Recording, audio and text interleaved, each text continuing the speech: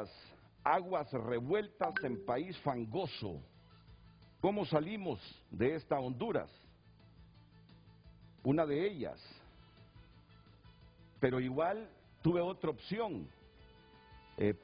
Políticos acusados de ser evasores del fisco, periodistas denunciados por el Ministerio Público. Si es con el propósito de sanear al país, qué bien. Pero si no es así, ¿quién está removiendo este estiércolero y con qué propósitos? Pero me salía muy larga la interrogante. Y la verdad que la venía construyendo desde mi casa. No se preocupen con la temática que en principio abordo. Sé que han sido invitados para analizar todo el panorama político, pero yo no puedo eludir la realidad que me circunda y en la que vivo. Y entonces me quedé con la primera opción. Me quedé con la primera opción, porque la verdad, miren ayer, un muestreo de un poquito más de 2.500 aspirantes a cargos de elección popular. El 30% no tiene RTN. Luego aparece la denuncia contra mis colegas periodistas. Y uno dice, bueno, si es para sanear esto, si es para que nos enrumbemos correctamente los hondureños, qué bien. Qué bien, pero igual uno se pone a pensar, si han tenido tanto tiempo en sentar las bases de la nueva democracia hondureña, no lo han hecho y ahora pareciera que una mano peluda remueve todo el estiércolero de Honduras. Y uno dice, ¿con qué objetivo? ¿Con qué propósito? Bueno, hay muchas interpretaciones que se pudiesen derivar de esto, ¿verdad? Pero mejor nos quedamos con la primera opción, porque la primera opción es más simple, más corta y creo que engloba todo esto. Así que voy a dejar a Gabrielita Andino para que me repita la pregunta que tenemos hoy aquí en Frente a Frente. Gabriela, buenos días. Ustedes hacemos un recorrido con titulares esta mañana. Bueno, entre ellos, ¿el COVID terminará en 2022? Es una pregunta. Bueno, la OMS da explicaciones y revela lo que se viene en torno a esta enfermedad. Colombiano es multado por agredir a un policía con un ladrillo que iba dirigido a un ladrón. Hasta mayo llegarían vacunas del mecanismo COVAX a 142 países, prevé la Organización Mundial de la Salud. Escalofriante video muestra la fuerza del sismo registrado en Colombia. Nunca había sentido algo así, decía la gente. López Obrador ofrece a Biden un diálogo constante. Una dosis de Pfizer o AstraZeneca reduce en un 80% hospitalizaciones en mayores de 80 años. Estas y otras noticias, amplíalas ingresando a tunota.com, tu lugar en el mundo digital. Muchas gracias a la señorita Flor de Pascua, porque así la tengo identificada, Flor de Pascua, que me dice, Muladar, Tugurio es más elegante, Lick, me dice, que estiércolero, porque yo me hice la pregunta, no es la oficial. Está bien si las instituciones del Estado deciden limpiar Honduras, limpiar de la corrupción a Honduras. Muy bien. Pero claro, uno dice, han tenido tanto tiempo para limpiar a Honduras, para enderezar a Honduras, para revolucionar Honduras, para embellecer Honduras, para volverla menos inequitativa, menos desigual, más próspera, más transparente, más honesta. Y no lo han logrado. Y muchos gobiernos. Y en los últimos 12 años, sobre todo. Entonces, en este año justo, salen y hace horas políticos morosos que siempre lo han habido, pero nunca se había hecho esto previo a una elección. Periodistas denunciados. Y como uno anda pensando y elucubra en tantas aristas de un país del que no tenemos certidumbre de nada y para nada, uno dice, está bien, si se quisiese limpiar el país, pero cuando ve que han pasado tantos años y no lo han limpiado, uno se pregunta, ¿quién remueve este muladar? ¿Quién remueve este tugurio? Pero no se me entendería. Por eso digo, ¿quién remueve el estiércolero en Honduras y con qué propósitos? Yo asumo que tendremos elecciones el 14 de marzo y que tendremos elecciones generales en noviembre. Pero algunas veces pareciera que llegar a esas fechas está cuesta arriba. Pero tampoco yo quiero desincentivar aquí a mis invitados, porque fueron invitados para hablar sobre esta Honduras diferente que queremos construir. Y ese será el propósito del programa, pero no descarto que todas estas cosas salgan a luz pública en la medida que lo desarrollemos. Solo recuerdo una vez que el padre Jesús Mora me invitó junto con don Gautama Fonseca a hablar de ética en el edificio del Banco Centroamericano. Y quedé en deuda con el padre Mora, porque la verdad es que sentí al final que no me preparé muy bien. Y Gautama creo que no se preparó también muy bien con el abordaje del tema de ética, porque fuimos bastante superficiales en ese encuentro. Yo sé que Jesús Mora lo recuerda.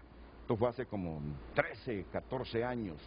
Y había una buena concurrencia en el auditorium del Banco Centroamericano de Integración Económica. Pues bien, padre, comencemos con usted por la distancia geográfica. Aquí al abogado Gómez lo tengo seguro en el set, igual que al vicerrector de la universidad, don Julio Raudales. ¿Cómo percibe este ambiente actual, ya a pocos días de las elecciones primarias e internas? Padre Jesús Mora, buenos días de nuevo. Buenos días, Renato, y un saludo. No sabía que iba a estar Gustavo, un buen amigo, y también el licenciado Raudales. Qué alegría estar con ustedes esta mañana y compartir unas reflexiones. En primer lugar, Renato, yo creo que es importante recuperar la ética, y yo cuando hablo de ética me esfuerzo en hacerle entender a la gente que es un principio operativo. No es una idea abstracta, arcaica, pasada de moda. No, es que es lo que inspira nuestro ser y nuestro quehacer. Es decir, que el éxito de una persona no por lo que tiene acumulado en una cuenta bancaria o por los países que ha visitado.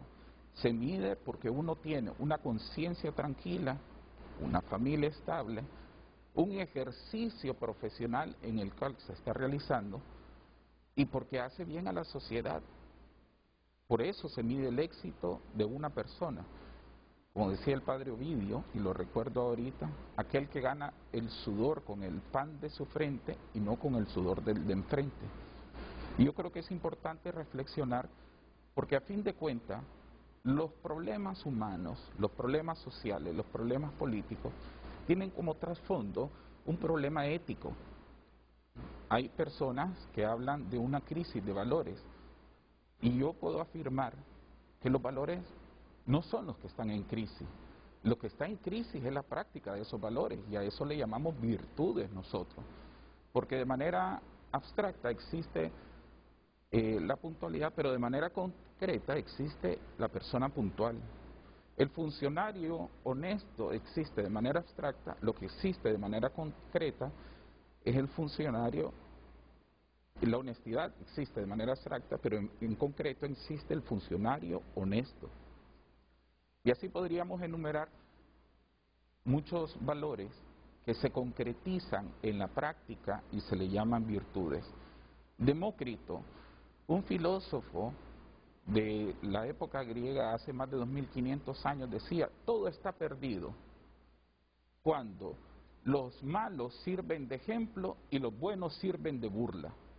Y eso es lo que ha sucedido en nuestra sociedad.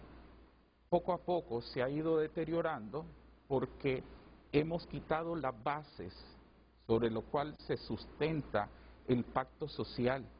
Y esas bases son la honestidad, la ética, la responsabilidad, el principio de respeto público del bien general, incluso por encima de mi bien privado.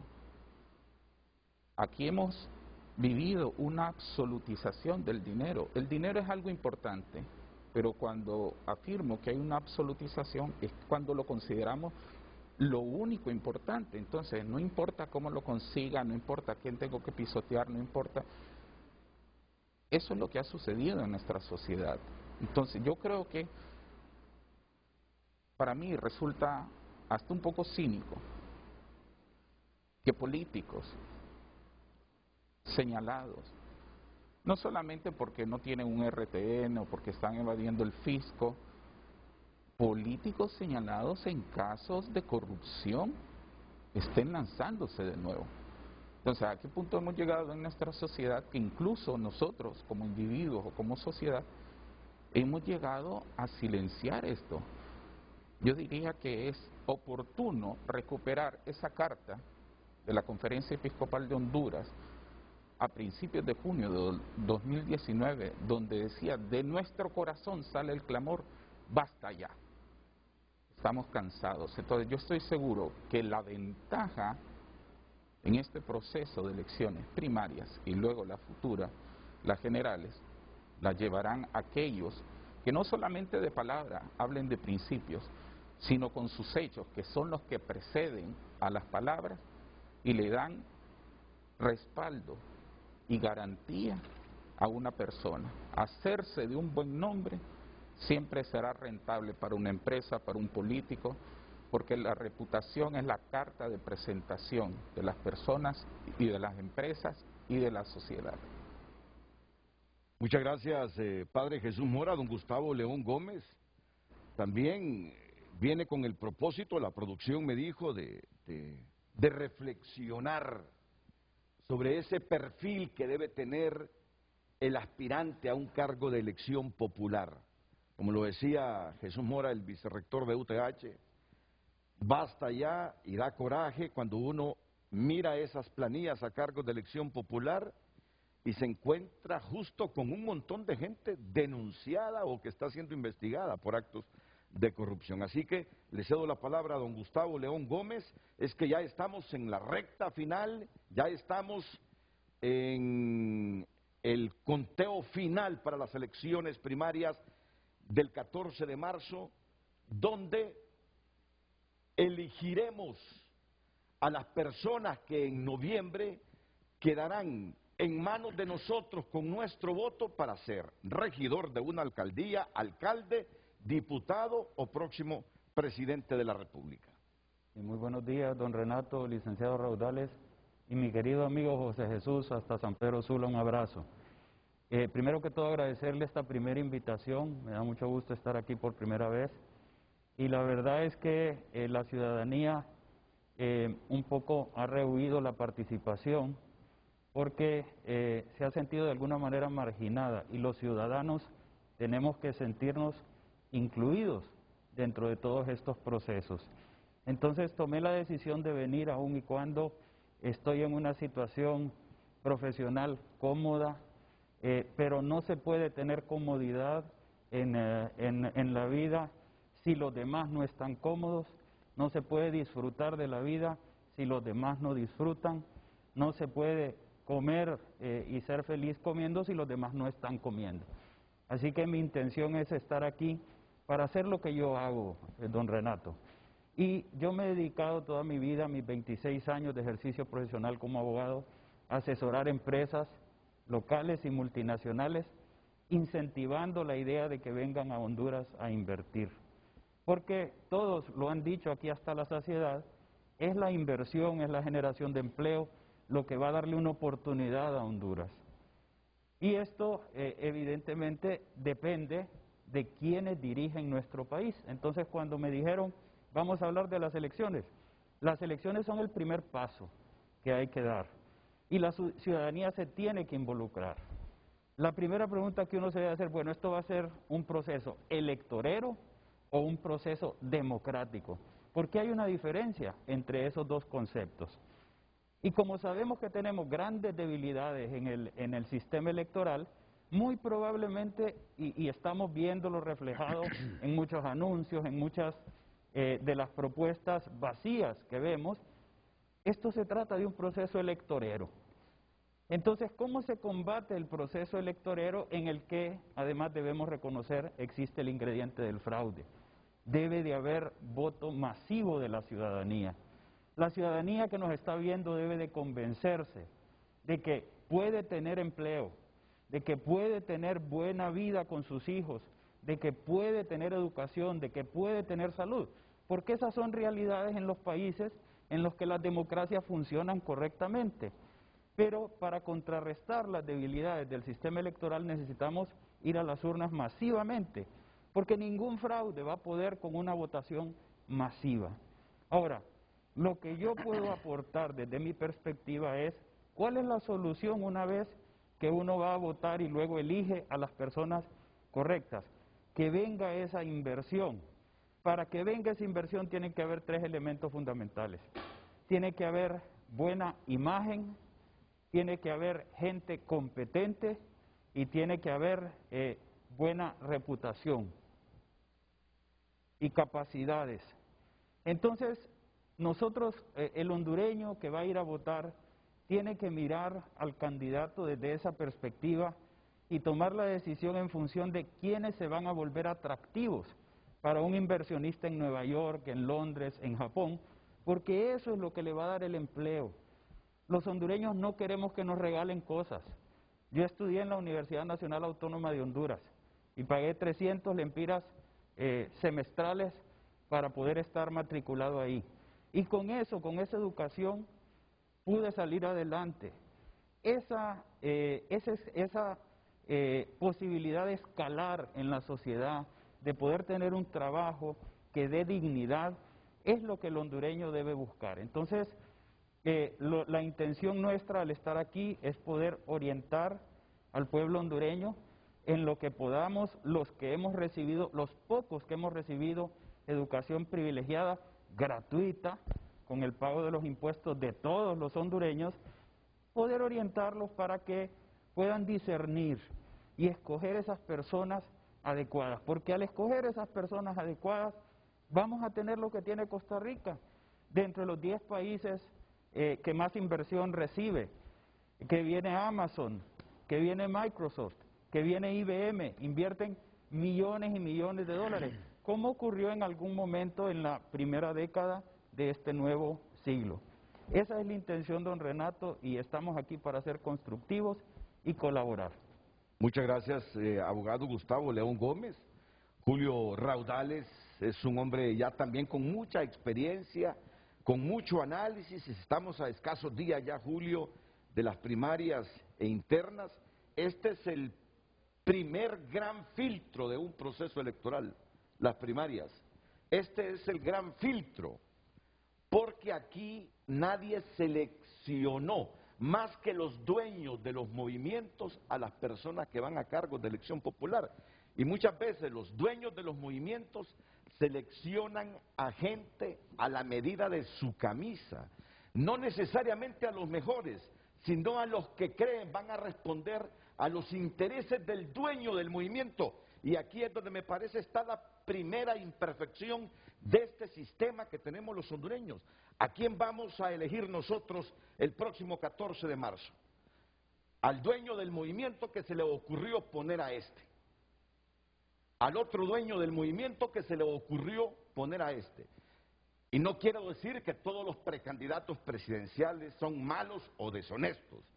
Simplemente quiero decir que vamos a ir a votar una buena parte de los hondureños, un censo de 5.86 millones de electores, sobre las personas que una persona decidió debe ocupar una regiduría, una alcaldía o una curul en el Congreso, señor Raudales.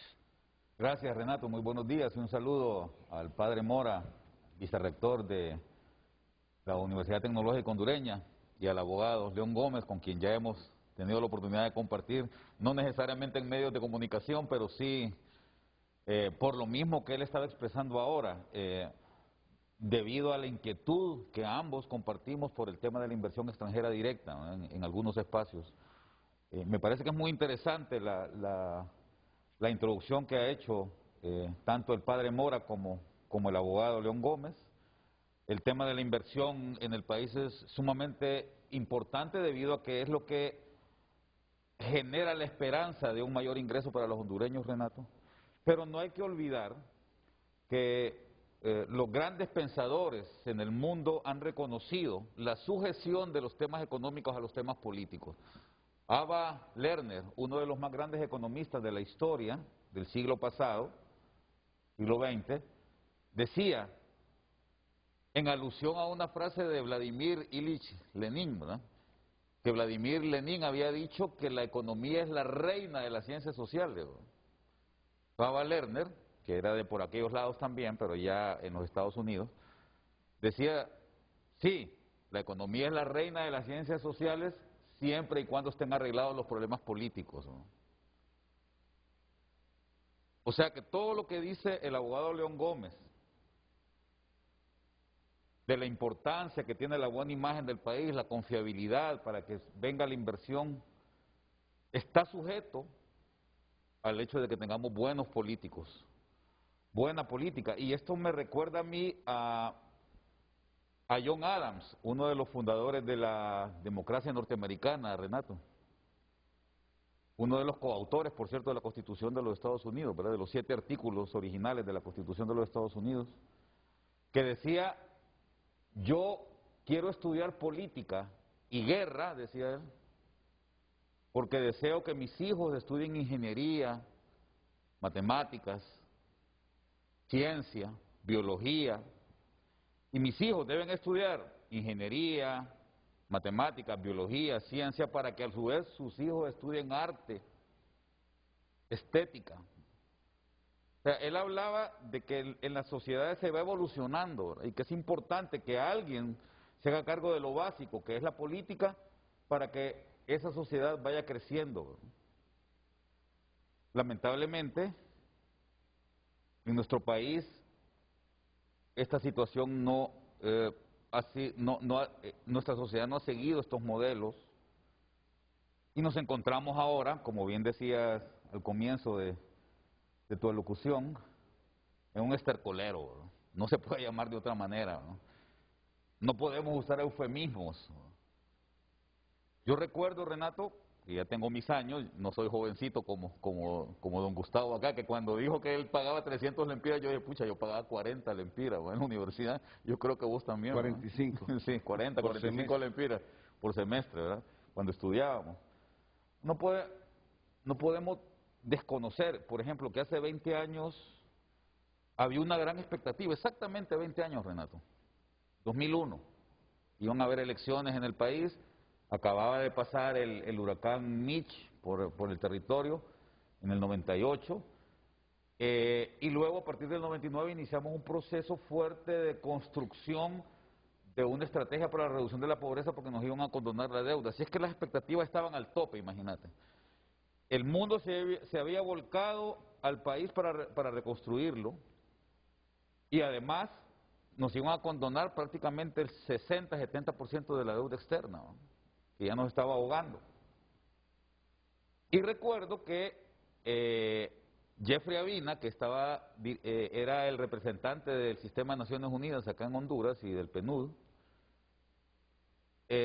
junto con una serie de ciudadanos hondureños, iniciaron un proceso de transformación de la política en el país. Dijeron, me acuerdo que el título de esto era "Los acuerdos son posibles", ¿no? Y empezaron a denunciar una serie de problemas en la estructura política y organizativa del país que había que cambiar. Por ejemplo, decían, ¿para qué tenemos 3 designados presidenciales y con uno es suficiente? Una cosa pequeña como esa, ¿no?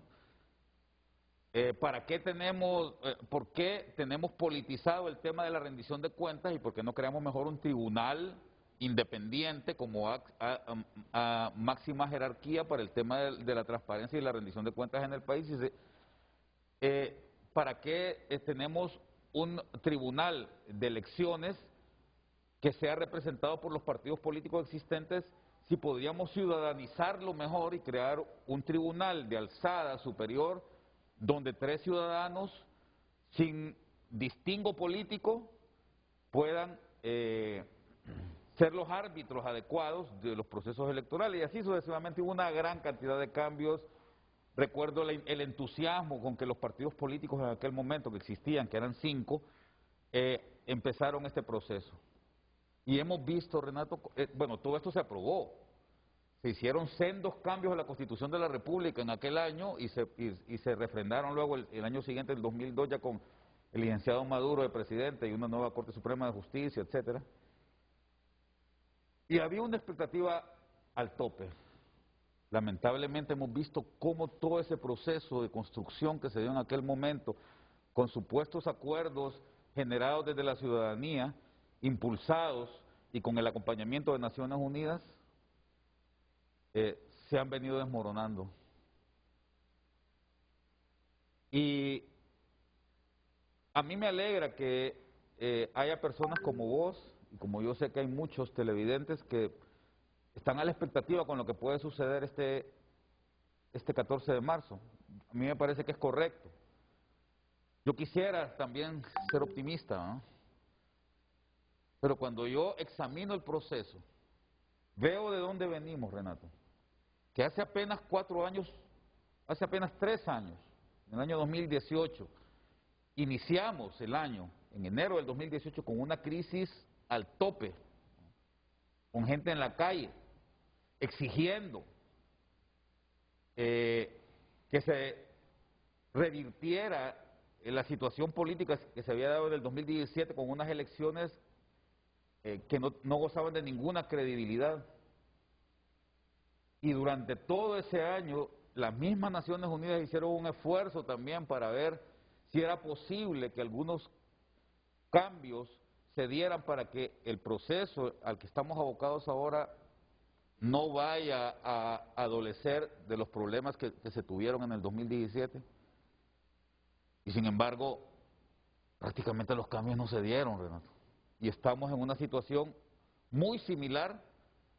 Vamos a enfrentar unas elecciones en el mes de noviembre de este año de forma muy similar, con muchos problemas de los que se adolecían en el año 2017. Y quizá estamos peores en este momento, Julio Raudales. Vamos a ir a votar con 2 identidades, no se aprobó la nueva ley electoral, no se sabe qué va a suceder con los ciudadanos que no aparecen en el censo nacional electoral, Correcto. si van a votar o no van a votar. Por eso te digo, creo que estamos más confusos 4 años después que el 2017, que teníamos una ley electoral, no teníamos ni siquiera un proyecto de nueva ley. Y en esta ocasión, cuando uno pensó que íbamos a tener el proceso electoral con más certidumbre en la historia de Honduras, estas primarias, te encuentras que vamos de mal en peor. Bueno, quiero ir a una pausa. Yo sé que ustedes, muchos vienen con un sentido optimista, yo no se los voy a coartar. Quisiera hablar de ese optimismo de ustedes sobre el futuro de Honduras, en qué se fundamenta, y otras cositas que tengo por aquí, porque también tengo en la cabeza que un millennial en El Salvador se ha hecho del control absoluto de esa nación de 6-7 millones de personas. No sé hacia dónde va la democracia salvadoreña. Claro que me importa, aunque no soy salvadoreño, es un país fronterizo con nosotros, con muchas cosas en común. Ese hombre ya ronda los 56 diputados para tener el control del Congreso. Ganó casi todos los departamentos, solo uno creo que lo perdió, una cabecera departamental. Así que también esos modelos que surgen de sistemas políticos que desencantan a la gente, esas opciones que surgen como Bukele, cuando la gente se desencanta de los partidos y de la democracia, es bueno analizarlos. ¿Qué tan conveniente es para un país que un hombre tenga el control absoluto de la nación, que maneje los 3 poderes del Estado? Vamos a la pausa y volvemos.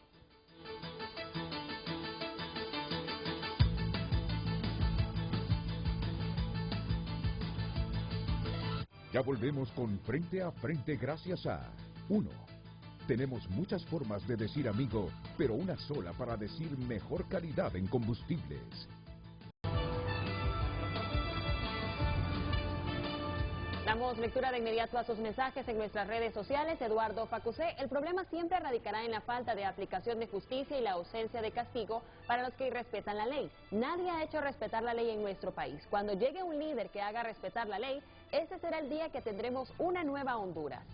Dice Grace Marian, en respuesta a este tuit, el problema es la fractura del Estado de Derecho, cuyos pilares son el imperio de la ley y el sometimiento de la autoridad a esa ley. O sea que nuestros ciudadanos no acatan las leyes porque ven a los gobernantes quebrantarlas todos los días y blindarse en impunidad.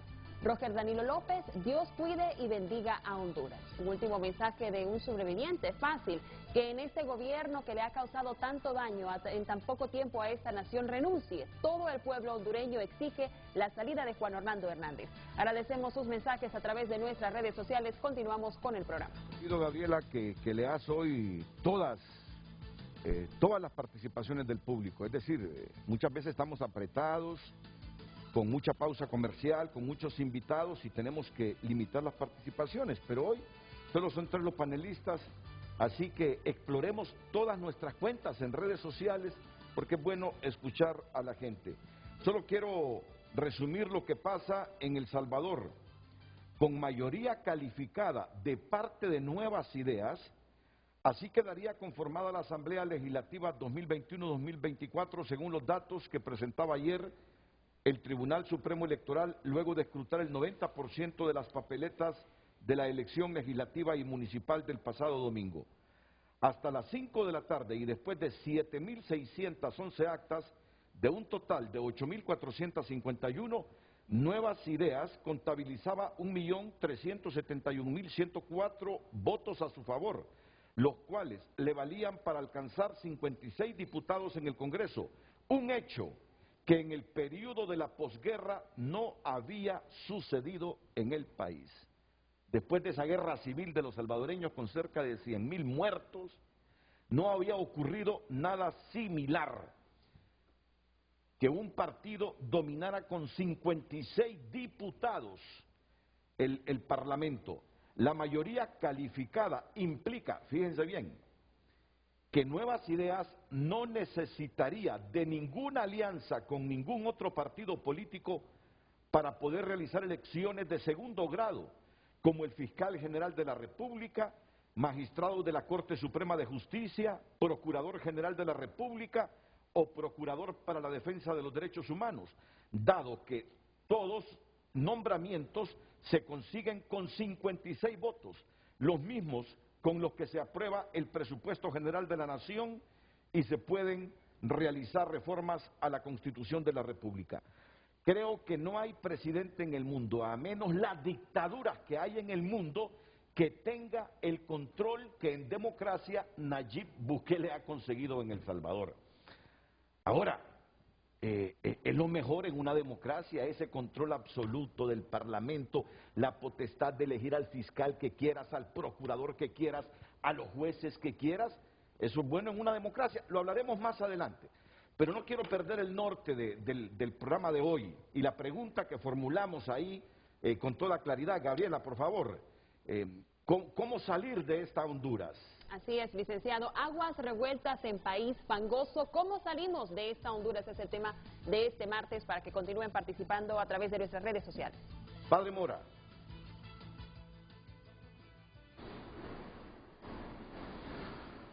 Tenemos el reto y el desafío, Renato.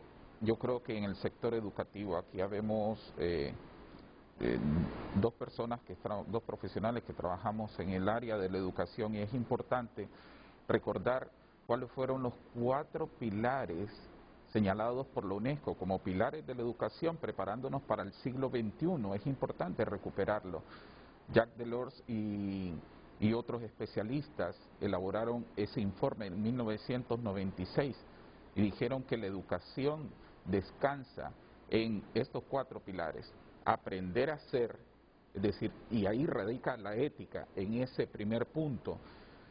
La formación, los aspectos cognitivos, la tecnificación, aprender a hacer con H, es decir, tiene que ser una educación práctica que le ayude a las personas a mejorar su entorno, aprender a aprender, es decir, desarrollar habilidades de aprendizaje para continuar su formación profesional. Y como se quedaban cortos con esos tres pilares, introdujeron uno fundamental: aprender a convivir. En esta sociedad que nos hemos cansado, es increíble cómo se vuelve realidad lo que dice la palabra de Dios: el que siembra vientos cosechará tempestades. Y no está lejos que muchos políticos ya de por sí son insultados. ¿Qué va a pasar después con estos políticos? Porque el extremo, es decir, la sociedad ha sido llevada al extremo de la tolerancia. Y usted ve que, por ejemplo, se vacuna la diputada Johanna Bermúdez y usted ve la reacción popular en redes sociales, en medios de comunicación, como un rechazo y casi podría decir un odio. Y uno dice, ¿pero qué hizo esta señora, aparte de vacunarse y no estar en primera línea, pero qué hizo esta señora para ganarse tal repudio, tal odio? Pero es que es lo que han sembrado. Varios años tenemos de manera sistemática en la que los políticos han actuado en un sistema incluso legal. Yo por eso cuando el señor Facusé, yo lo respeto mucho y realmente valoro su actitud beligerante, pero aquí se insiste en el país mucho en el respeto a la ley. ¿Y acaso el Código Penal no está aprobado y no forma parte actualmente de la legislación, cuando en realidad ha sido un código de impunidad para blindar a la corrupción? Entonces, no caigamos en el engaño de que todo aquello que es legal es ético. Lo legal debería de estar inspirado en los principios éticos, en los principios morales, pero aquí se formulan leyes que no están inspiradas en principios ni en valores, sino en intereses personales, en intereses de grupo, en intereses de empresarios, en intereses de políticos. Y no digo que el empresariado es malo, pero aquí hay que ver que prácticamente hemos llegado a pactar con un sistema de corrupción. Y por eso yo creo, ante la pregunta que usted hace, ¿cómo podemos salir? Yo creo que aquí lo que se necesita es ética ciudadana e identidad nacional. Yo creo que es el punto de partida, más que lo legal. Sí hay leyes que deben observarse, sí hay que dotar a las instituciones de nuevo de credibilidad. Si hay algo triste que se pierde cuando uno falla, es la credibilidad. Es tan difícil construirla, lleva años de esfuerzo, lleva años de mucho esfuerzo, pero se puede perder fácilmente, y cuando se pierde la credibilidad es difícil recuperarla. Yo creo que las nuevas generaciones, porque estoy seguro que vamos a tener grandes sorpresas en este proceso de elección, espero que no sean sorpresas negativas de fraude, como hemos tenido realmente, sino que más bien se respete la decisión popular. Y la decisión popular, ya todos podemos sospechar hacia dónde va encaminada. ¿Por qué? Porque, vuelvo a recordar la carta de los obispos del junio de 2019, mencionaba el Congreso como un teatro con pésimos actores, así lo decía esa carta. Lamentablemente esta crisis se ha agudizado porque el Congreso Nacional es un teatro con pésimos actores. Gente que ha tratado de perpetuarse ahí, y el tema de lo que está sucediendo en El Salvador sí puede ser preocupante, pero también hay que reconocer aspectos positivos que se han dado allá. Cuando entró el presidente Bukele dijo: cuando nadie roba, el dinero va a sobrar. Y se han hecho obras, y son obras tangibles.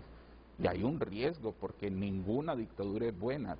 Todo sistema totalitario lleva a la ruina, arrastra a la ruina a sus ciudadanos, porque el poder corrompe, y el poder absoluto corrompe más todavía.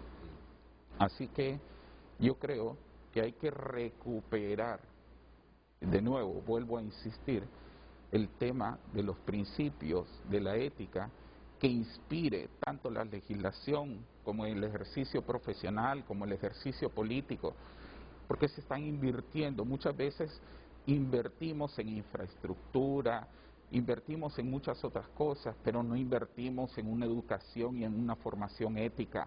Es donde deberíamos de estar apuntando también nuestro esfuerzo, sin descuidar lo otro, pero es a donde deberíamos de estar invirtiendo e insistiendo en la formación ética, porque la honestidad no se aprende de los libros, de un diccionario, ni siquiera se aprende en una universidad. La honestidad se aprende en el hogar y hay que recuperar de nuevo el fundamento y el sustento que sostiene a una sociedad como lo es la familia, porque ahí y en ningún otro lugar se aprende desde pequeño a respetar, se aprende el valor de la honestidad, se aprende el valor de la responsabilidad, se aprende el valor de la solidaridad, es en la familia.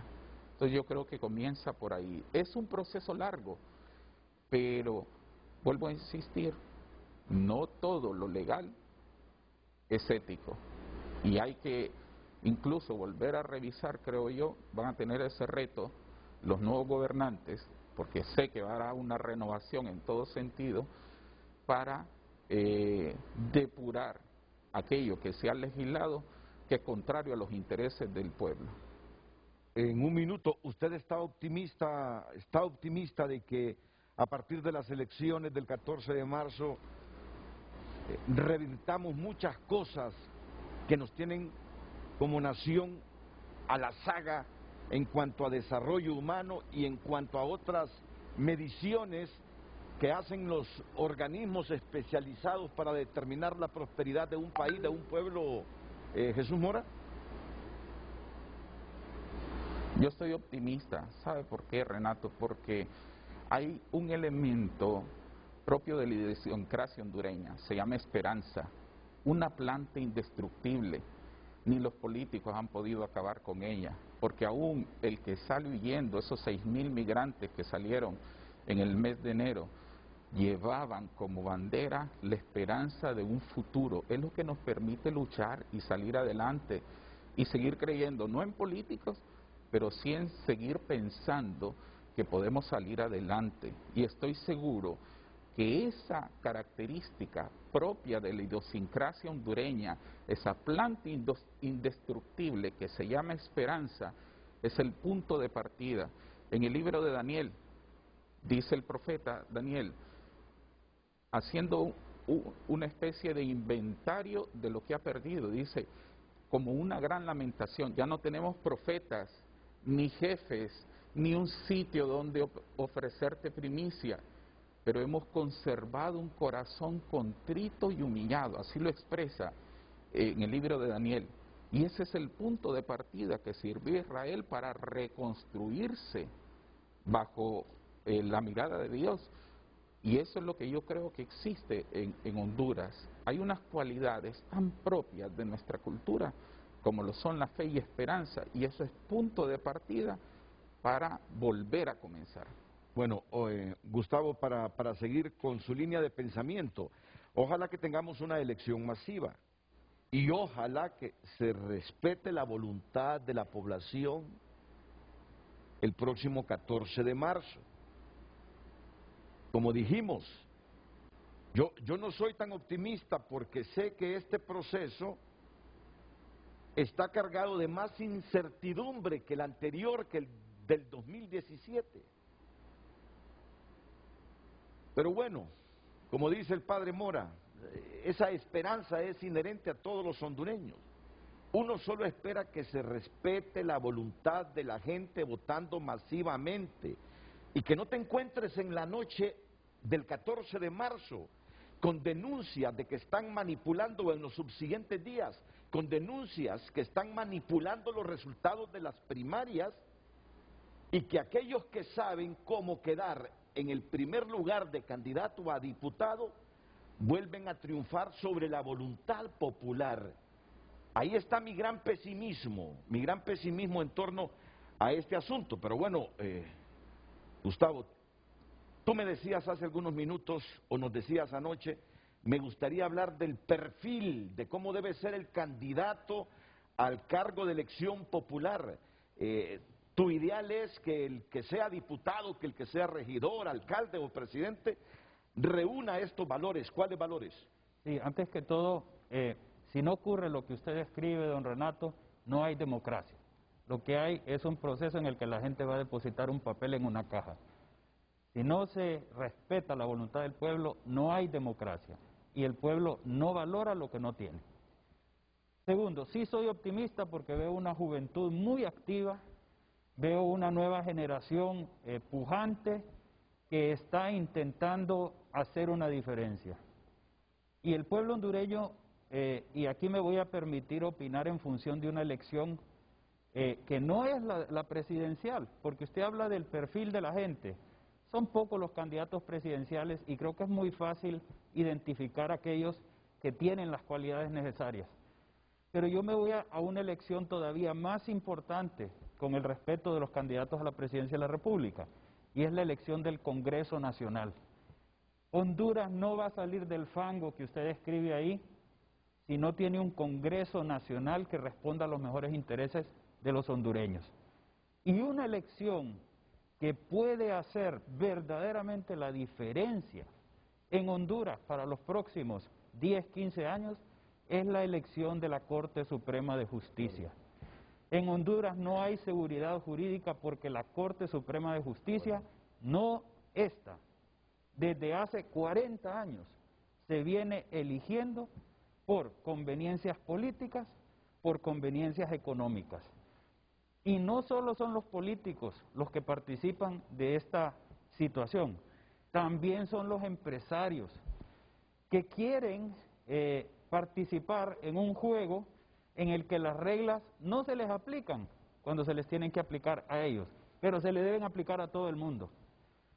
Debemos entender que mientras esas reglas no se apliquen parejo, a Honduras no va a venir una persona que tiene la oportunidad de invertir en 193 países más. Somos 194 países en el mundo. Pero si en Honduras existe un sistema de impartimiento de justicia en el que la gente no tiene la certeza de una justicia imparcial, independiente, no va a traer su capital a Honduras. Entonces, debemos poner mucha atención en la selección de los diputados al Congreso Nacional de la República. En todos los países, aún en el más rico y poderoso del mundo, existen personas que quieren violar la ley.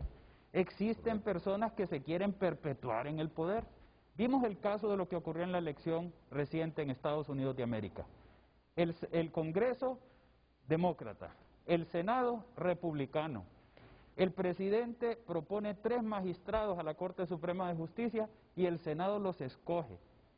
Y los propone con una intención muy clara, porque él decía claramente lo que quería, ¿verdad? Muy clara. ¿Y qué pasa cuando el voto favorece a el candidato demócrata y no al presidente actual? Empieza la discusión y la controversia en la Corte Suprema de Justicia de Estados Unidos. Y ahí, cuando llegó el asunto, no solo en cortes federales o cortes estatales, sino en la Corte Suprema de Justicia, los 3 magistrados que habían sido propuestos por el presidente, el expresidente actual, votan en contra de aquello que trataba de alterar el resultado de la elección en Estados Unidos y se mantiene entonces la situación correcta política de un país y hay transición relativamente pacífica de un gobierno a otro. Y eso es la ausencia de riesgo político que permite que un inversionista continúe invirtiendo en Estados Unidos de América y en todos los países a donde eso ocurre. Entonces, pueblo hondureño, hay una conexión directa entre ese riesgo político que tenemos ahorita y usted que se está sentado ahí en su casa sin empleo, sin gente que le compre en su pulpería, taxistas que no tienen turistas que vienen y que les pagan por transportarlos de un lado a otro y que le dan una buena propina en dólares. Esas colas en los aeropuertos de Costa Rica de turistas de todo el mundo. Eso, hay una razón de ser para que Honduras no tenga eso. Y para mí la piedra angular que debe en realidad verse alterada es la Corte Suprema de Justicia. Así que elijamos buenos diputados. Para todo, uno tiene siempre talento para todo. Yo no soy un futbolista, no pretendo jugar en la Selección Nacional de Honduras. Yo soy un abogado. Entonces, los futbolistas que están, con todo el respeto, a quienes yo admiro muchísimo, hay otros que son artistas, hay otros que, bueno, puede haber un poco de todo, pero tratemos de que la gente que llegue al Congreso Nacional de la República, porque no quiero discriminar a nadie, pero debe de ser la crema y la nata de la sociedad hondureña, capaz de hacer buenas leyes, de elegir gente con idoneidad. Con solo eso, don Renato, yo le garantizo que una Corte Suprema de Justicia solo son 15 personas, idónea, adecuada, confiable, independiente de todo, no solo de políticos, sino también de empresarios, porque ese ha sido un mal permanente en el país. Con eso, Honduras va a tener una oportunidad tremenda en los próximos 10, 15 años. Y podemos cruzar el voto, es decir, lo que está planteando el abogado Gustavo León Gómez, que indistintamente el partido al que pertenecemos, ya en la elección de diputados, podemos buscar en todas las planillas los mejores para tener un Congreso con esa independencia que permita elegir a una Corte Suprema de Justicia, porque el próximo Congreso va a elegir la Corte Suprema de Justicia con absoluta independencia. Bueno, me dice la producción que vamos a la pausa comercial, luego está el vicerrector de la Universidad Autónoma, don Julio Raudales. Estoy recordando, Julio, que este escenario no lo descarten para Honduras, este escenario no lo descarten para Honduras, lo que está ocurriendo en El Salvador. Nuevas Ideas es un partido fundado en el 2018, Julio, Gustavo, en el 2018. Ya tenía su experiencia política en una alcaldía de El Salvador, Nayib Bukele. Pero ¿a dónde quiero llegar? Miren ustedes, ¿con cuántos diputados está quedando el partido Arena, el partido de Armando Calderón Sol, de Armando... De Francisco... de Cristiani, Armando Calderón Sol, de Cristiani, el partido de Francisco Flores, con 14 diputados. Y miren lo otro, el Frente, el FMLN, el partido de la izquierda, está quedando con 4 diputados en el Parlamento de El Salvador. El desencanto con Arena y con el FMLN nos están reflejando esos resultados. Pero ¿qué pasó allá en El Salvador? Siguiendo con esa misma línea de pensamiento, insisto, sobre la justicia. ¿Cuántos presidentes salvadoreños de Arena fueron a la cárcel? Prácticamente todos. Francisco Flores murió de una enfermedad natural, pero con un juicio que lo debilitó y estuvo encarcelado. Elías Antonio Saca, Tony Saca, está privado de su libertad. 2 presidentes del partido de derecha. Luego tenés la opción, la izquierda, con el FMLN. ¿Y dónde está el expresidente Mauricio Funes? Allá lo tiene protegido Daniel Ortega en Nicaragua, pero llega a El Salvador y estoy seguro que va a la cárcel. Miren el desencanto de los salvadoreños con la derecha y con la izquierda. Es tanto el desencanto que ahora le han dado casi el poder absoluto a una persona, a Nayib Bukele. No sé cuál será el desenlace político de El Salvador con una persona que tiene el control absoluto de esa nación.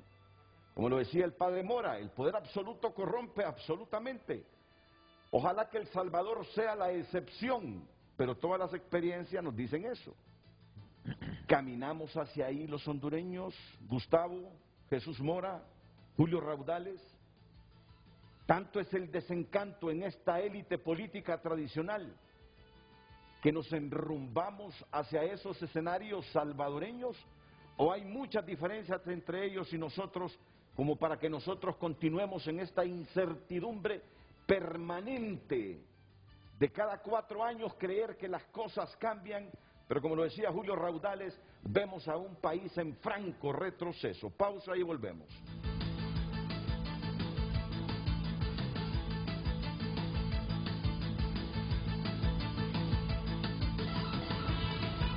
Ya volvemos con Frente a Frente gracias a Tigo, con el plan residencial de 20 megas.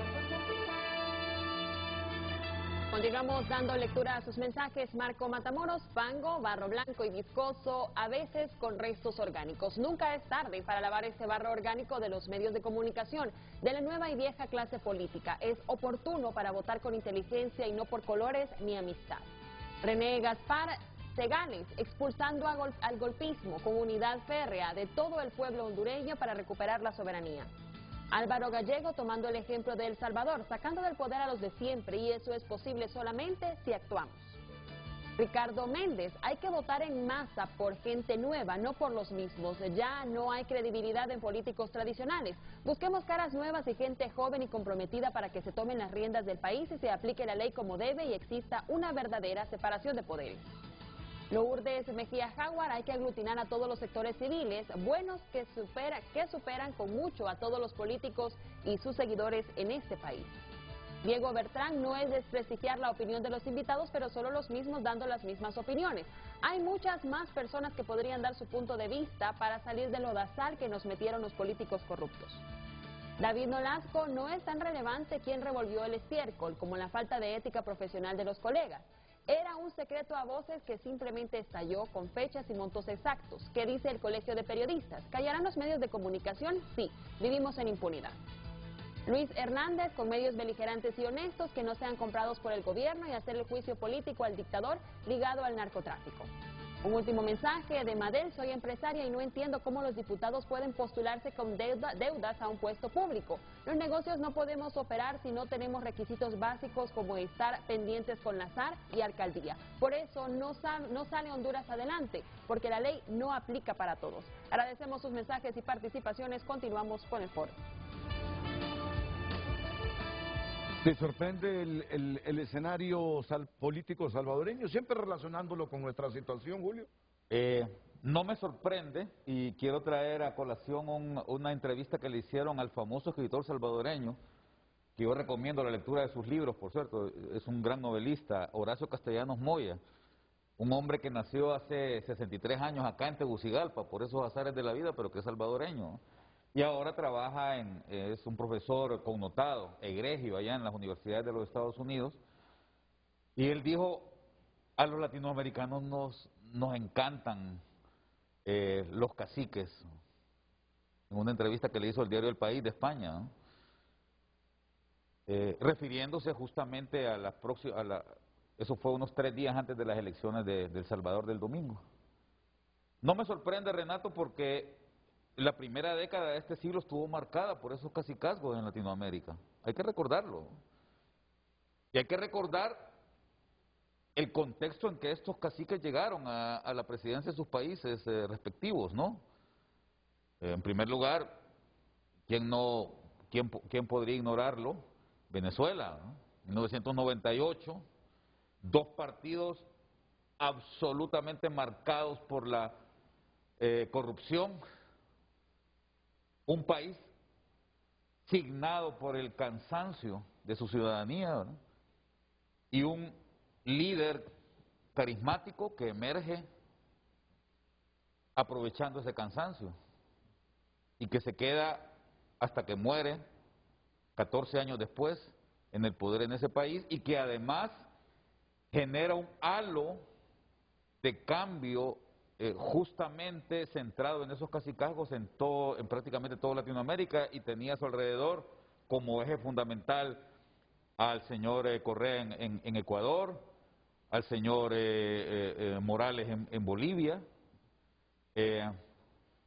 a Daniel Ortega en Nicaragua y por supuesto a Cuba, y más allá de ello también a los Kirchner en Argentina, a la misma presidenta Bachelet en Chile, al mismo Lula da Silva y su sucesora Dilma Rousseff en Brasil, y se genera todo un movimiento, ¿verdad?, en donde lo que brillan son esos liderazgos. Así es que el hecho de que ahora en El Salvador aparezca también un líder, no necesariamente asignado por una idiosincrasia o por una ideología, pero que representa el cansancio de los salvadoreños con un sistema corrupto, como bien lo graficaste, Renato. ¿Cómo es posible que un proceso de pacificación en ese hermano país, que lo tenemos acá cerquita, ¿verdad?, unos cuantos kilómetros, después de una guerra fratricida, sangrienta, de muchos años, ¿verdad?, logran ponerse de acuerdo? ¿Quién de nosotros, Renato? Yo sé que Gustavo estaba muy pequeño en ese tiempo probablemente, ¿verdad?, pero el padre Mora, ¿quién de nosotros no estaba esperanzado con ese proceso salvadoreño? Claro, ¿Ah? claro. Cuando se ve claramente que los salvadoreños son capaces de sentarse, olvidar sus diferencias y decir vamos a un proceso democrático, a construir un proceso democrático, y lo construyen. Después de casi 80.000 muertos de Es uno y correcto. otro lado, 100.000 muertos de No, uno y otro lado.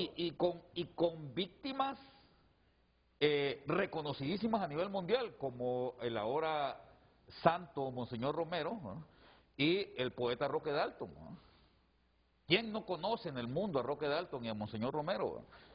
Y a partir del 90 tenemos un proceso de pacificación, de democratización, de construcción de ciudadanía y de construcción de institucionalidad en El Salvador, que de repente se viene abajo. ¿Por qué? Por una sencilla razón.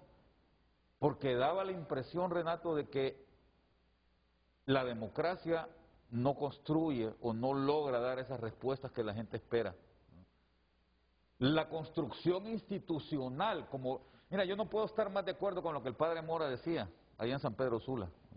Me encanta. Puede haber derecho, puede haber institucionalidad, pero si esto no va ligado con la ética, no nos sirve de nada, ¿no? Es casi como dice, y perdóneme, padre, que usted que utiliza tanto las citas bíblicas, voy a robarle eso, como dice San Pablo en la primera de los Corintios, ¿verdad?, que dice: es como metal que retiñe, ¿no?, como címbalo que resuena, ¿no? Si usted tiene democracia, tiene legalidad o legislatividad, para utilizar un neologismo, pero no tiene ética, no lo acompaña eso de ética, no le sirve de nada. Entonces, Bukele viene a hacer una respuesta a eso. Así es. Yo tampoco puedo ser optimista con el proceso salvadoreño, Renato, porque no conozco ni un solo caso en la historia en donde a alguien que se le da poder absoluto concluya bien. Puede funcionar los primeros años, sucede siempre, sucede. En el año 1930 y tanto, el Chivo allá en Dominicana reconstruyó ese país, ¿no? ¿Cómo se llamaba este presidente? Ya se me olvidó. El famoso de la fiesta del Chivo, ¿verdad? Reconstruyó la República Dominicana después de un proceso de destrucción. Adolfo Hitler, en 1926 llegó al poder con el 100% de los votos con el 90 y tanto % de los votos de los alemanes, ¿verdad? Y reconstruyó ese país, un país que venía destruido y que además su autoestima estaba totalmente destruida después de la Primera Guerra Mundial. ¿Pero cómo terminó? Usted puede examinar toda la historia y no va a encontrar un solo caso en el que a alguien se le dé el poder absoluto que termine bien. Y El Salvador no tiene por qué ser la excepción. Ojalá que esté equivocado, pero lo dudo mucho. Entonces, yo creo que los procesos deben construirse considerando los elementos que el padre Mora decía ahí en San Pedro Sula. Sí, hay que sentarnos, hay que dialogar. Hoy en el editorial de La Tribuna, por cierto, se toca ese tema del diálogo, de la importancia que tiene un diálogo, pero ya tuvimos un diálogo en el 2001. ¿Y de qué sirvió? Hay que construir diálogo, hay que construir ciudadanía, pero hay que impregnarle a esa ciudadanía la ética necesaria. Y un elemento clave, y no puedo estar más de acuerdo, se lo decía ahora en el intermedio al abogado Gustavo León Gómez, no puedo estar más de acuerdo con lo que él planteaba sobre el tema de lo crucial que es la construcción de un poder judicial adecuado. Y él citaba el ejemplo de los Estados Unidos de América, y hay muchos otros ejemplos más. Pero cuando el Poder Judicial funciona bien, es imposible que haya una dictadura. Un famoso politólogo chileno que radica en Alemania decía, la primera señal de una dictadura es cuando el Poder Ejecutivo maneja el Poder Judicial. Es la primera señal de una dictadura.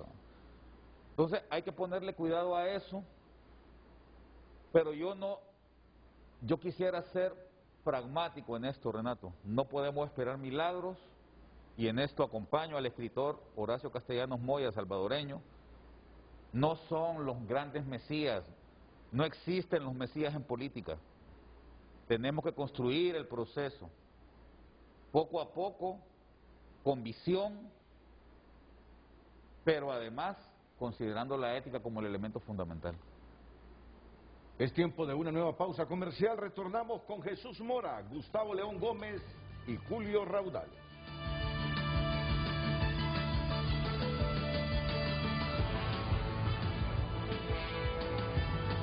Ya volvemos con Frente a Frente gracias a Banco Atlántida. Abre tu cuenta de ahorro o incrementa tu saldo promedio. Nos trasladamos a nuestra cuenta de Facebook y damos lectura a sus participaciones. Ubalda Catalina: este país cada día se hunde más y más y nadie le parece importar. Ay de nosotros, esta corrupción nos está comiendo y nunca haremos nada. Como dijo don Edmundo Orellana, es que en Honduras es así.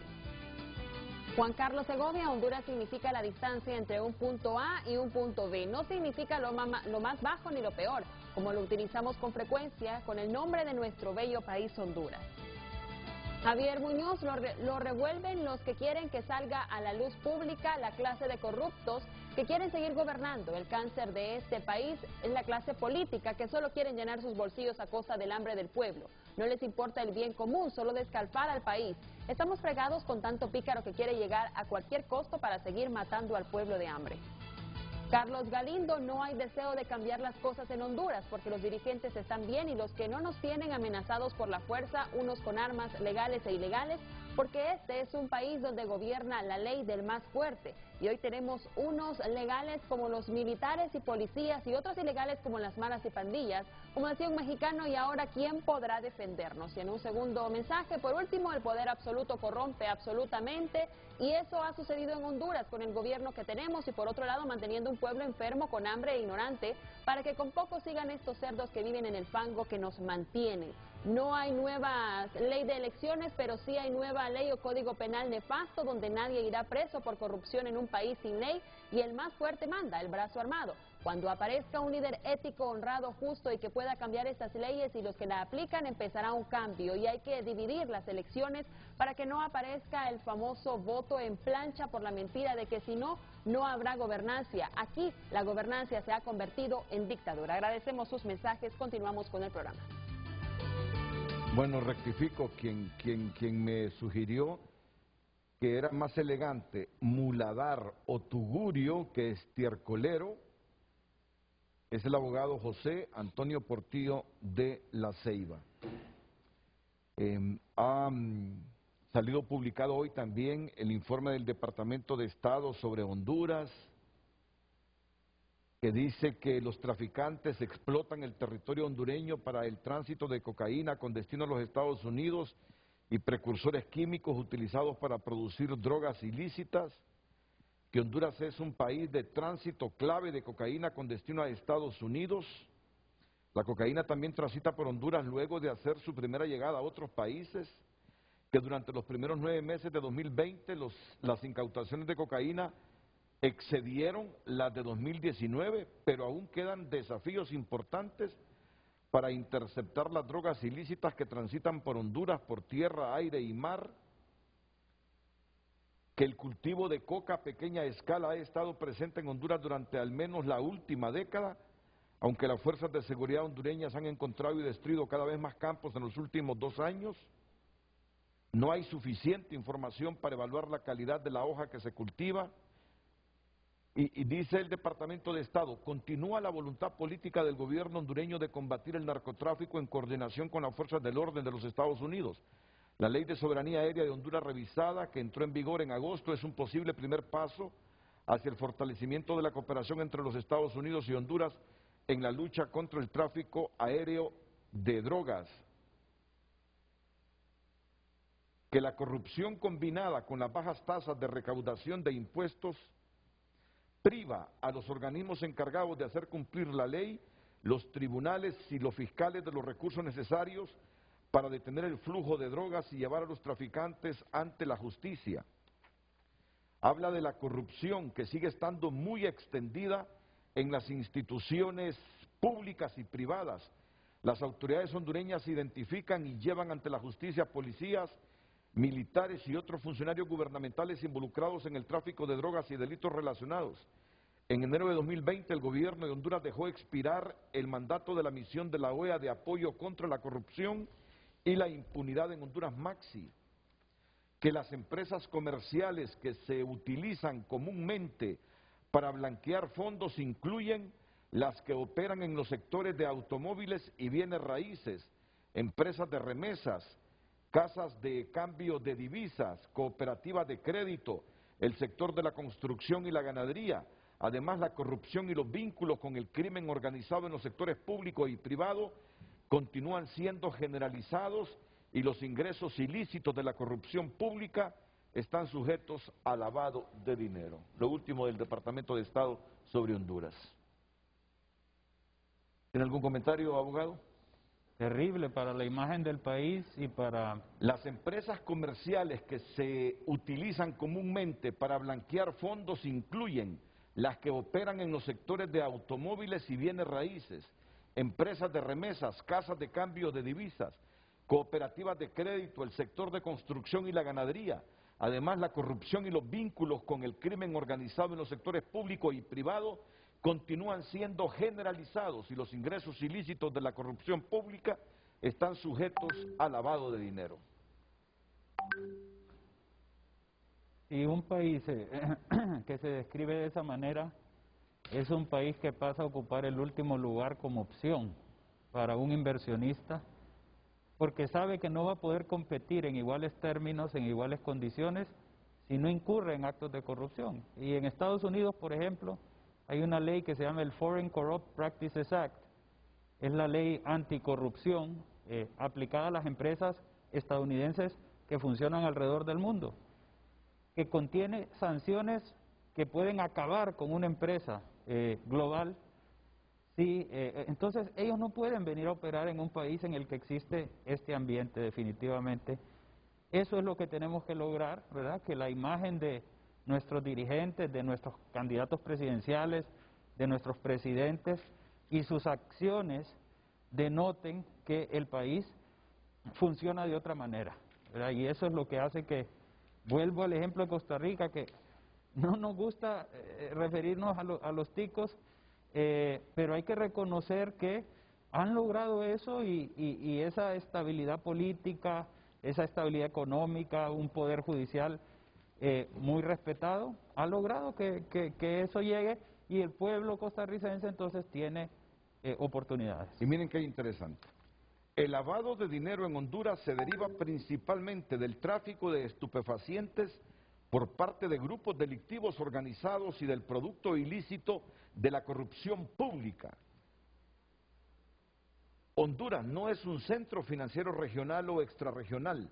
En el último trimestre de 2019, Honduras, bajo el liderazgo de la Comisión Nacional de Banca y Seguros y con el apoyo de donantes, estableció una estrategia nacional sobre lavado de dinero y combate a armas de destrucción masiva para implementar leyes y regulaciones relacionadas.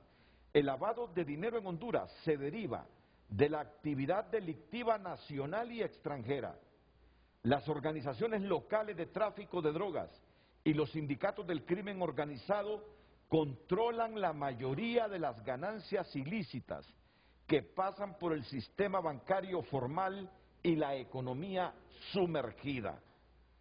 Las empresas comerciales que se utilizan comúnmente para blanquear fondos incluyen las que operan en los sectores de automóviles y bienes raíces, empresas de remesas, casas de cambio de divisas, cooperativas de crédito, el sector de construcción y la ganadería. Miren ustedes, informe del Departamento de Estado que vamos a analizarlo y profundizar en emisiones posteriores.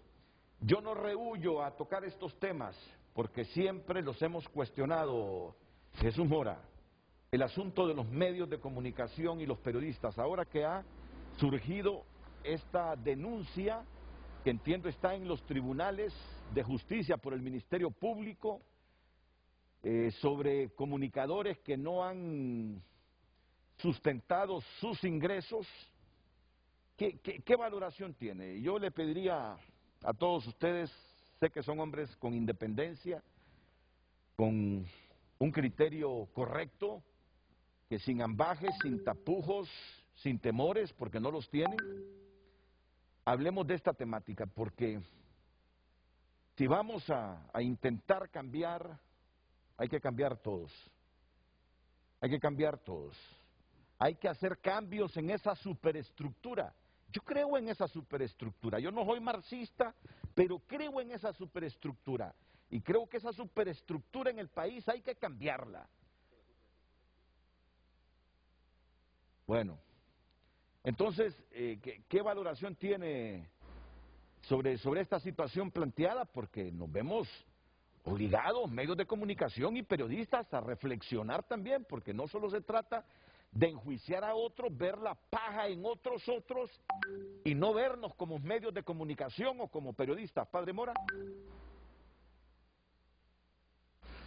Renato, usted comenzó el programa haciendo alusión a unos eventos que nosotros realizábamos desde los medios de comunicación de la Iglesia Católica.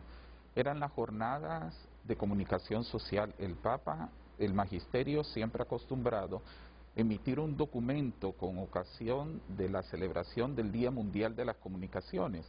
Y por lo general son reflexiones éticas sobre ese ejercicio. Como dicen, cada loco con su tema, y yo sigo tocando el tema de la ética. ¿Por qué? Porque sin la referencia ética, las más nobles profesiones se convierten en los más viles oficios. Sea comunicador social, sea educador, sea un político, vuelvo a repetirlo, las más nobles profesiones sin la ética se convierten en los más viles oficios. Eso es lo que ha sucedido, creo, en nuestro país. Y ustedes también hicieron, el licenciado Raudales hizo referencia a que El Salvador, no mencionó Guatemala, Nicaragua, mencionó El Salvador, han vivido procesos dolorosos, más de 120,000 muertos en la guerra civil de El Salvador. Nicaragua también contabilizó más de 100,000 muertos en su guerra interna. Guatemala, cuánto sufrió el pueblo indígena, especialmente ahí en Guatemala, desaparecidos en la guerra, prácticamente en esa guerra civil. Pero ¿qué vivieron después? Un proceso de reconciliación nacional. Y yo creo que en Honduras no nos hemos dado el tiempo, porque yo creo que todos aquí, ese es uno de nuestros grandes problemas, nos damos baños de pureza, como diciendo, les voy a contar esta anécdota. Una vez fueron 4 monjes a un retiro espiritual, y cuando estaban allá en la montaña, decidieron hacer el retiro espiritual totalmente en silencio. Almorzaron, prepararon la comida, comieron y se volvieron a retirar para permanecer en silencio. En la noche acordaron ellos volver, reunirse, preparar los alimentos y estar un rato en la fogata. Estaban guardando silencio. Cuando de repente uno de ellos dijo, no sé si dejé la puerta de mi habitación cerrada o abierta. Y el segundo monje le dijo, y por esa tontería has venido a romper el silencio que tanto nos ha costado mantener durante todo el día. Y el tercero le dice, sí, pero tú regañándolo también has roto el silencio. Y el cuarto dice, gracias a Dios que soy el único que no ha hablado todavía. Así somos lamentablemente en Honduras. Es decir, cometemos errores, pero nos cuesta reconocerlos. ¿Por qué? Porque es más fácil señalar, recriminar, acusar a los demás. Entonces, creo que en Honduras no hemos pasado por ese proceso, hemos vivido tantas tragedias, naturales, económicas, políticas, sociales, y no nos hemos dado el tiempo de un pacto que comience con una reconciliación. No quiero que comience ahorita, porque yo tengo esperanza que la indignación que sentimos la mayoría de los hondureños propicie el cambio total, comenzando por el Congreso Nacional, porque aquí padecemos de presidencialitis. Yo creo que es fundamental, igual que ustedes lo han afirmado, elegir los mejores diputados, que los que están actualmente han demostrado no serlo. Y hay que renovar entonces, y hay que elegir las personas idóneas, honestas, capaces, bien formadas, preparadas para el nuevo Congreso Nacional. Y licenciado Julio Raudales sabe muy bien que los conflictos son parte de la dinámica social. Por eso yo digo, yo no quisiera en este momento comenzar a insistir en este proceso de reconciliación nacional, porque la indignación sí va a llevar a provocar un cambio tanto en las elecciones primarias como en las elecciones generales. En todos lados se cuecen habas. Hay políticos buenos, y puedo afirmarlo, yo conozco buenos políticos en el Partido Nacional, no voy a decir nombres, pero y buenos políticos en Libre, y buenos políticos, pero hay buenos. Dios nos ha dado a todos los seres humanos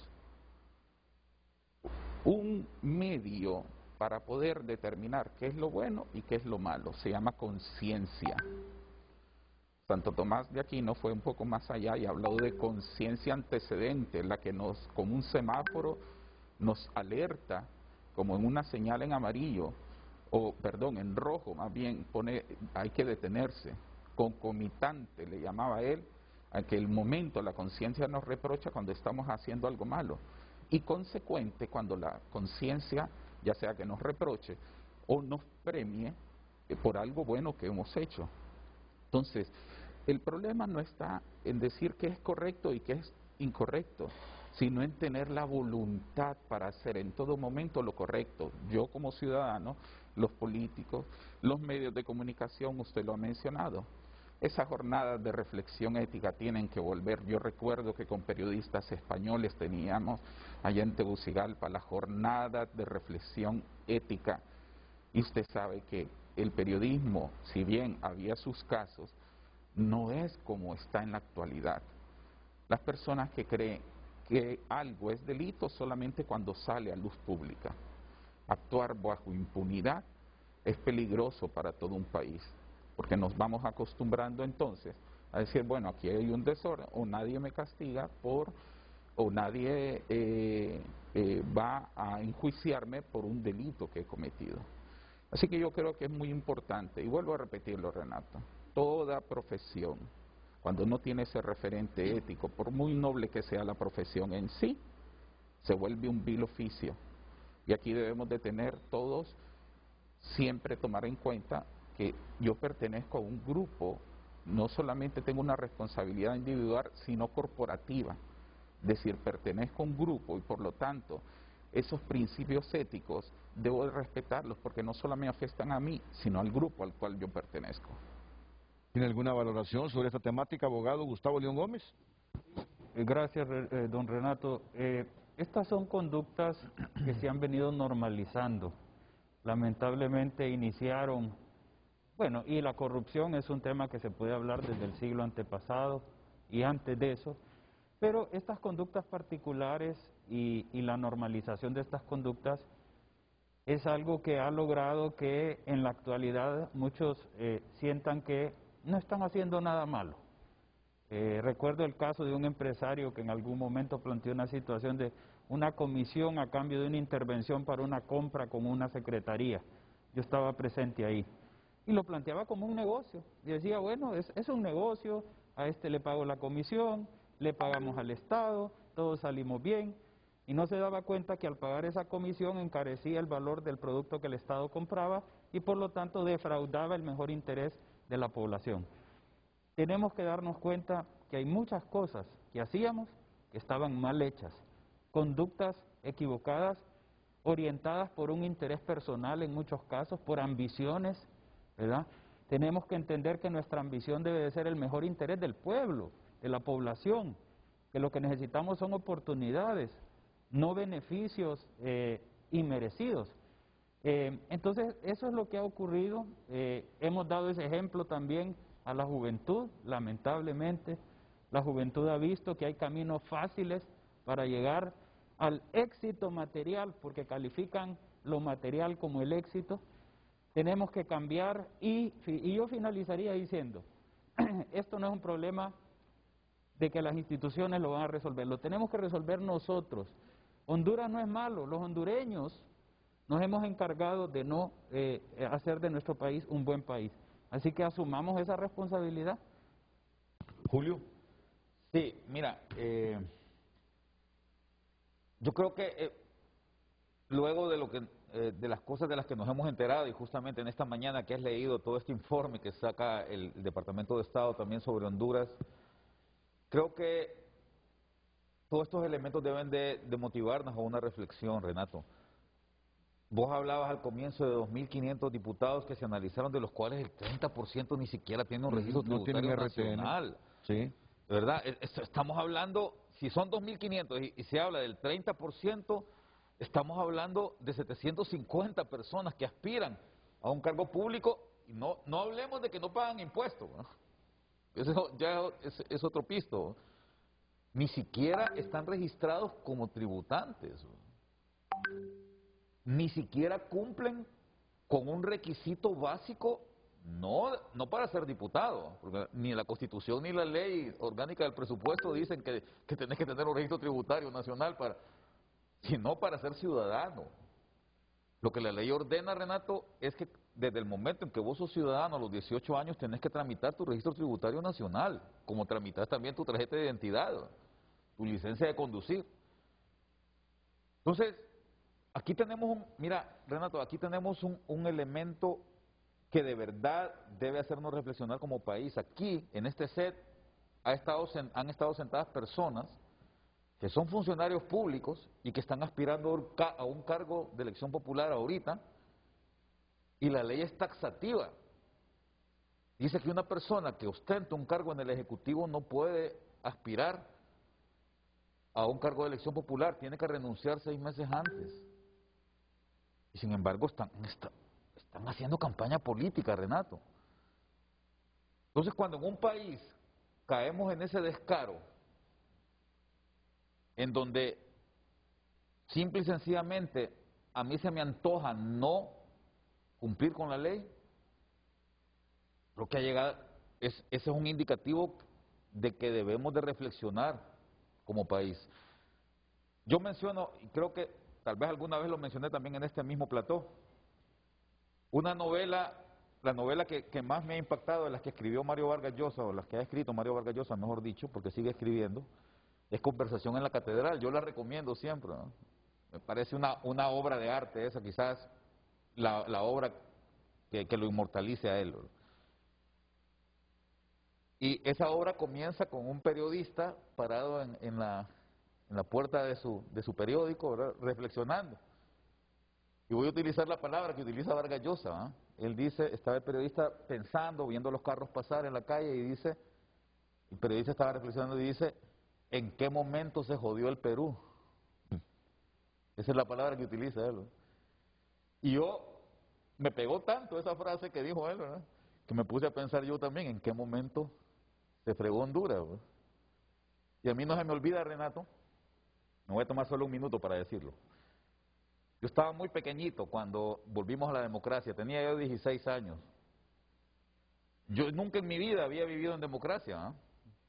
A los 16 años fue la primera vez que yo vi elecciones aquí en este país. Estaba en el colegio yo, y siempre escribía en el periódico del colegio.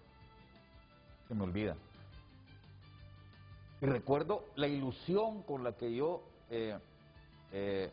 esperaba ese reverdecer democrático en Honduras. Pero, y se eligió luego, después de una constituyente, 1 año y medio después se eligió a un presidente, y recuerdo que 4 años después, ese presidente Roberto Soso Córdoba, mandó a un diputado al Congreso Nacional para que hiciera una propuesta de que se hiciera una nueva constituyente y que se rompiera el orden constitucional en aquel momento. Todos nos acordamos de eso, en el 85. Yo siempre he dicho, en ese momento se jodió Honduras, güey.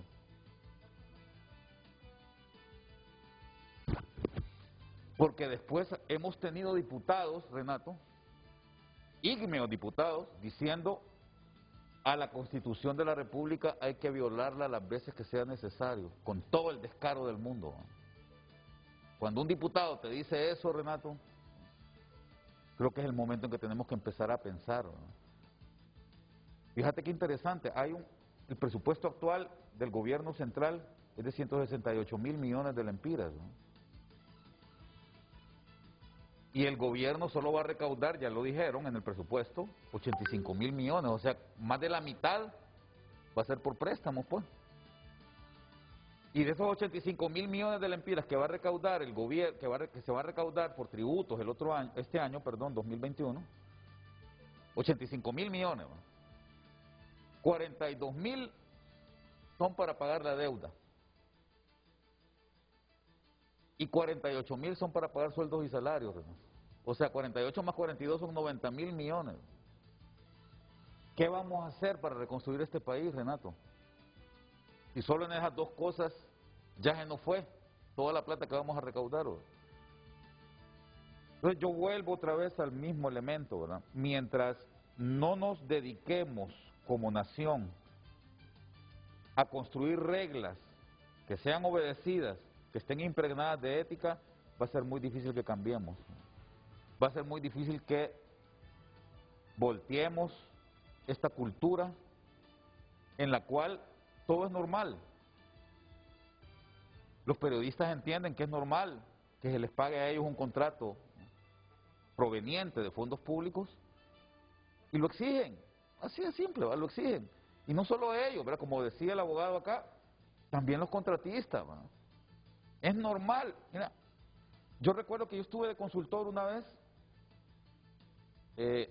cuando dejé mi cargo en el gobierno, y una firma, me pidieron que colaborara con una firma consultora, que le íbamos a armar, ¿verdad? Pusimos el dinero y ya íbamos a armar la firma, y recuerdo que una persona me dijo, miren, hay que ser prácticos. Uno de los socios de la firma dijo, hay que ser prácticos. Aquí sabemos que el gobierno siempre pide movidas. Ya sabemos que si queremos que el gobierno nos dé contratos para la consultoría, tenemos que pagarle una movida al gobierno. Yo les dije, miren, si vamos con eso, yo mejor me salgo de aquí porque yo no quiero estar. Es decir, cuando todo esto se vuelve parte de una cultura, repito, creo que es el momento en que debemos de empezar a reflexionar sobre cómo debemos cambiar para que este país también cambie. Muy bien. Vamos a la pausa comercial. Venimos ya para los comentarios finales de nuestros invitados esta mañana, Gustavo León Gómez, Jesús Mora y Julio Raudales.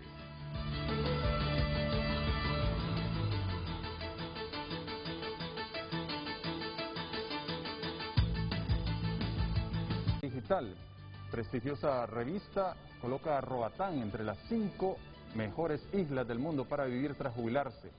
Carlos Madero responsabiliza al personal de hospitales por irregularidades en la vacunación contra la COVID-19 en Honduras.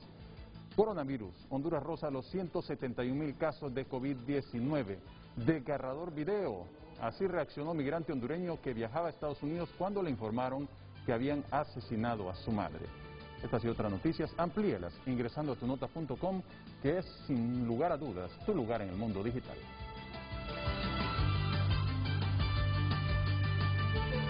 Aguas revueltas en país fangoso, ¿cómo salimos de esta? Honduras fue el tema de este día. Damos lectura a los últimos mensajes. Fran Montoya, ¿quiénes son los responsables de eso? La clase política, empresarios, medios de comunicación, pueblo indiferente. Raúl nos comenta, insisto, tenemos que educar a la población a que no vote por corruptos o personas que no han hecho más que llevar agua a sus molinos y que no le brinde su voto a los que tienen años de estarle ofreciendo mejoras y no le ha cumplido. Tarea difícil, pero no imposible. Lourdes Mejía, ya ni siquiera tristeza genera. ¿Por qué se pregunta lo que pasó con El Salvador? Aquí igualmente hemos tenido a alguien con un poder absoluto, sino por los diputados igualmente con las canonjías a periodistas y diputados de otros partidos. En altavoz, cuando se cree que ya no se puede hundir más al país, algo nuevo nos sorprende. Los cambios deben ser de raíz y sin tolerancia. Un último mensaje de Eduardo Castellón: excelente programa enfrentando la realidad del país por excelentes panelistas. Honduras no puede quedarse callada. Hacemos una breve pausa comercial, pero ya regresamos en la recta final de Frente a Frente.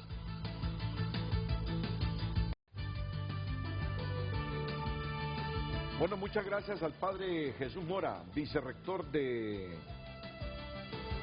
la Universidad Tecnológica de Honduras, de la UTH.